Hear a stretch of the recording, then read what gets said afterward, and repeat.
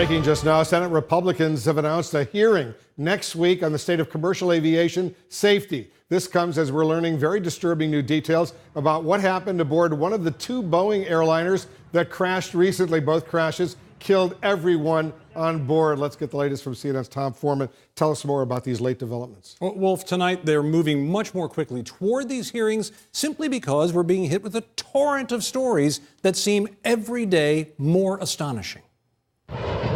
For 9 terrifying minutes, the cockpit recorder captures a crew fighting to pull up a plane that is repeatedly diving toward the sea, scouring the operations manual for any explanation, apparently unaware they are battling an onboard computer that is forcing those dives. This is what Reuters is reporting tonight from sources familiar with the Lion Air crash off Indonesia last fall. Reuters says the crew seemed oblivious to the fact the tail was automatically tilting. They didn't seem to know the trim was moving down. They thought only about airspeed and altitude. In the final moments, Reuters says one pilot issued a short prayer before the crash killed all 189 people aboard. Boeing and Indonesian authorities are not commenting, but analysts say the training was insufficient.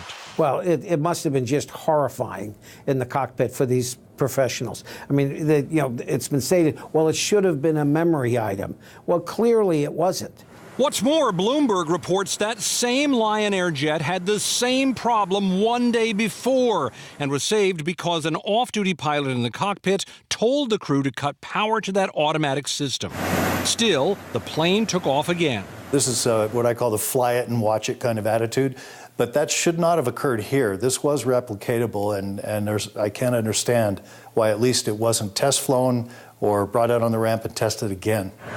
It all raises troubling questions about the fatal Ethiopian jet crash, which authorities say looks a lot like the Lion Air disaster. Why did Boeing design that anti-stall software to rely on only one sensor? Why were pilots not given more pointed warnings and more extensive training? And where was the Federal Aviation Administration? What happens, in fact, is that the measures taken by Boeing after the first accident were not enough to avoid the second accident. Boeing says it is fixing the problem. Soon, we'll release a software update for the 737 MAX that will address concerns discovered in the aftermath of the Lion Air Flight 610 accident. But Lion Air went down almost 5 months ago. In defense of Boeing, some analysts point out that these 737 MAX jets have taken off and landed safely tens of thousands of times since the Lion Air crash. But authorities worldwide are saying that is simply not enough.